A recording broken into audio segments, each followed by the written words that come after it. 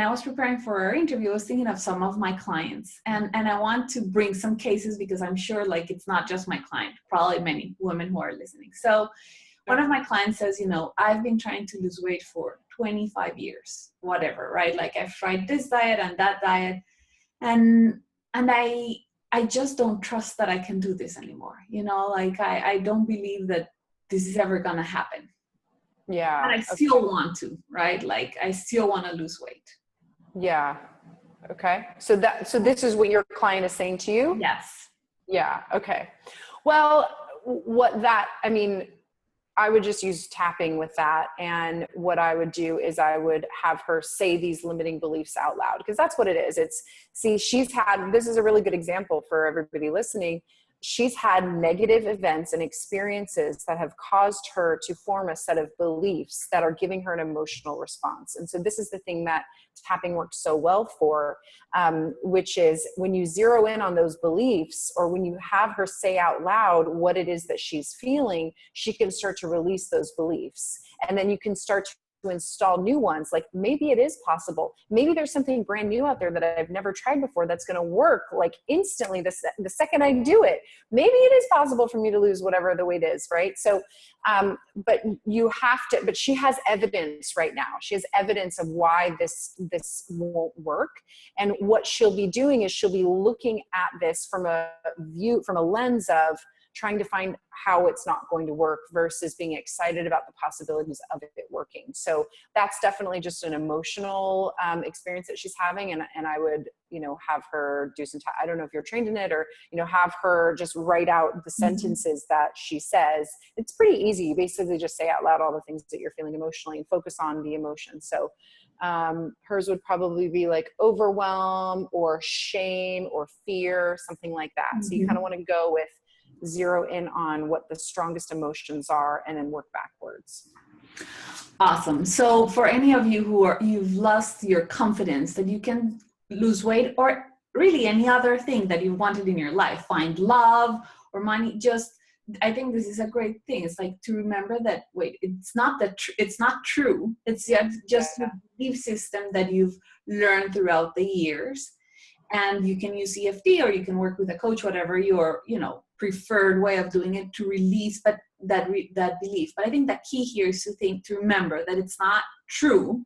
It's not true that you're never going to lose weight. It's not true that you're not going to find love. It's not true that you're not going to make the money you want to make. It's just that because of the experiences you have that connection. Yeah. So awesome. The other question is,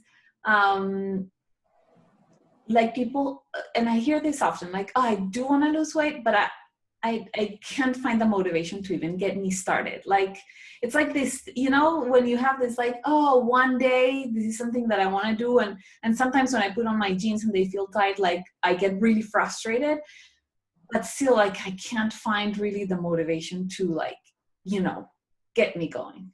Yeah. So there's a couple things that are going on here. The first thing that I would say is something that I've just recently started to talk about and work on, which is women typically are programmed to put everybody else before themselves.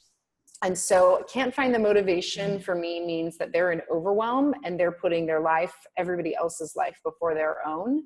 And they don't have a way to solve that. So there's a couple strategies there that I would do. I would probably first have them make a list of all the things that are overwhelming them in their life, and then figure out what things can just be deleted or eliminated, and then give them just certain things to focus on. Because I think, women, actually all people on the planet, have a belief, I am not enough. Mm-hmm. And one of the reasons that women will totally just like put so much on their plate and always be in this place of overwhelm is to get more done, so that subconsciously they will end up feeling like enough. Mm-hmm. And it never works. It never happens. It's, it just ends up making us more stressed and frustrated. So I would say there's probably something like that going on there. And then, for me, what I love to do is just reprogramming the family matrix. We learn that we're not enough from our parents. It's not anything that they do intentionally. I think it's just part of the human experience to be born here, to have this belief system that I'm not good enough, and then kind of work your way through life with this set of goggles on, which makes things really hard. So one of the things I love to do is I love to go back and reprogram the family matrix around this belief that I am not enough, so that they can feel like they are enough, and they just have a totally new view of their life. And then they can step back and go, okay, I'm already enough. What do I actually want to do now? So, if that's lose weight, maybe then losing weight and focusing on this becomes more of a priority, because they want to take care of themselves because they know that they are enough. Does that make sense? Absolutely. So there you go. I'm loving those examples because I feel like they're specific, but they're not unique. I can relate almost to each one of them in some degree, right? Like, Sure. Simple. Like I have like these coupons to go and get free facials and like that people gave me, and I haven't used them. I was talking yesterday with my friends. I was like, why am I not doing it? I have this thing that's like, I don't have enough time, but it's not true. I know that I do, but it's like not putting me as a priority. And yeah. Well, it's really common, it's really interesting, when kids are little, they go through this phase where they want everything, right? Mommy, I want this. Mommy, I want that. Mommy, I want this. And I don't have kids, but I have 3 little nieces and nephews. So I've seen, and I've studied this a lot, right? And so when you're a parent and your kid is going through that stage, you obviously can't give your kid everything that they want. And also sometimes it'll happen and the parent's feeling stressed out and frustrated about something else. And so their tone will kind of shame them for saying what they want, for stating their desire. So it's really common. What ends up happening is that we feel ashamed about about doing things for ourselves, because at some point that was the programming. And so that's why it's really important to shift this.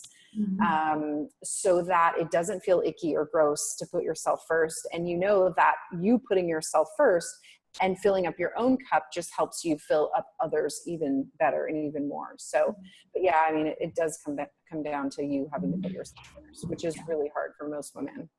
I'm working on a hack for this. I don't quite have it yet. I'm going to come up with a whole tapping program just on this, because I think it's so important. Women need it so bad. For me, my biggest struggle recently has been in my relationships, and I found that at the core of what was going on in all of my relationships was that I was putting them first. And then I ended up feeling frustrated and resentful because of that. And I think a lot of women will do this, especially women who have families, and you want to take care of everybody, but you're not taking care of you first. And I think it's such a huge problem that women just don't even know they have yet. So. And the interesting thing is that like I've had this belief, like I need to do something in order to deserve it. Working on the summit, I need to have all this copy ready and all that, and then I'll go and get the facial, right? But the reality is, like when I look at my life, it's the other way around. Like if I make that time for me, I stop and take that bubble bath and all that, then I come back to whatever I'm doing, being with my family or my business, and I can be so much more available. But yeah, I think this is a big one for everyone, but I think especially for women, it's a big one. And women like to achieve too. I think there's so many women, that, I don't really know any woman that doesn't want to achieve or doesn't want to feel better or do things better. So yeah, it's like, how do you grow and how do you step out of your comfort zone, but within this safe place where you're still taking care of you? How do you not bite off more than you can chew and not get overwhelmed and depleted in the process? I think that's just a constant balancing act. Yeah. And the third example I had is someone who's like, you know what, like, okay, I got this, I have the motivation, I'm doing little things, but like now thinking about changing what I eat and like all the meal planning and all the, like everything that I have, like planning my meals and going and buying them and finding the recipes, it feels like a lot of work. Yeah. And I have already a full life, and like I don't see how I'm gonna, like how am I gonna make time? I don't want to. Maybe like, what do you think there? Well, there's a couple answers that I would have. First one is probably the same as the last answer, is that she's just got so much on her plate. This doesn't feel like a priority. She's not able to put herself first. But it could also be, I've had clients with the same issue as well. And it ends up being an authority figure thing. So I talk about the negative relationship with your authority figure affecting your own ability to give yourself a rule and stick to it. So when we grow up, our authority figures, the people that give us rules, were basically our template for understanding how to manage ourselves, how to parent ourselves. And so if your relationship with your authority figure was strained, so you didn't respect their authority, maybe they yelled at you, or, they made you feel like you weren't good enough or something like that, you're going to kind of feel the same way when you give yourself a rule. So something like, okay, we're going to go to this meal plan, that can be very authoritative, right? So it's like, okay, now we're going to do this, and this is what we're going to do, and this is the new plan. It sounds to them like it's their parent or their authority figure saying it. And if they rebelled against that parent when they were a child, they're going to rebel against themselves now as an adult, unless they reprogram the family matrix, right? So a lot, even though I work on weight loss, I feel like we're always talking about relationship stuff, parent stuff, because this is where we learn, this is where we develop our set of skills, our self. So I don't know if this is the case for your client, but I've had other clients with an issue like this, and it came down to the authority figure issue. So, changing the voice, some little tricks with that, some NLP stuff. You can change the voice of what you hear. You can change it to like a Mickey Mouse voice, or you can change it into like a really soft, like sultry voice, or, just think about how you want to tell, like, how does your best friend talk to you when, she knows that you need help and some lifting up? If you can change your dialogue into that, then it might, then it will really help motivate you and to take action in a different way. Awesome. Well, thank you for reviewing these cases. I'm sure there's more than one person listening that's like, oh my God, that's me, and that's an eye opener. And what I love about your work is, like, weight loss, we're bombarded with it every day. I go to the grocery store, and like the magazine aisle, it's like, lose this by this, it's like, and there's so much pressure to look this way, and there's an obesity epidemic in the US, like there's so much fear around it, right? Yeah. And like, what I love about what you do is that it's not just food, it's really what you said, it's going back to the relationships, the programming, the belief systems we have, that in my experience, and I'm curious for you, like the moment I started working around food and those issues, they really translated to every other area of my life, Oh, absolutely. Yeah. I have this advanced program, Think and Thin Advanced, and it's a 6-month program. And I started it 5 years ago. And what I had no idea about was that the women that would go through it, it wasn't just their weight and their bodies that would change. It was everything in their lives. Women that were unhappy with their job, they would suddenly get fired and then land their dream job 2 weeks later. Women that were unhappy with their husbands, all of a sudden they started having sex. I have 3 Think and Thin babies, women that didn't think they could get pregnant, that released so many blocks that all of a sudden they got pregnant.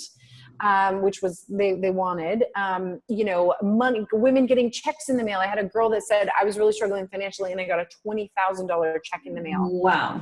It's insane, right? So this is all connected. I always tell people, I wish I didn't have to say that what I do is weight loss, because it's about so much more than that. It's not just the weight, these beliefs and these traumas and this family relationship and the way that we see ourselves, it affects every area of your life. But what I love about working with food is that the emotional eating will actually take us to the right place. That is the trauma or the wound that needs to be healed in order for you to step into your power more greatly. So I developed this technique called echo tapping. And what we do is we use the emotional eating and the binge eating behavior to take us back to specific memories from the past. And then we're able to reprogram that with my methods.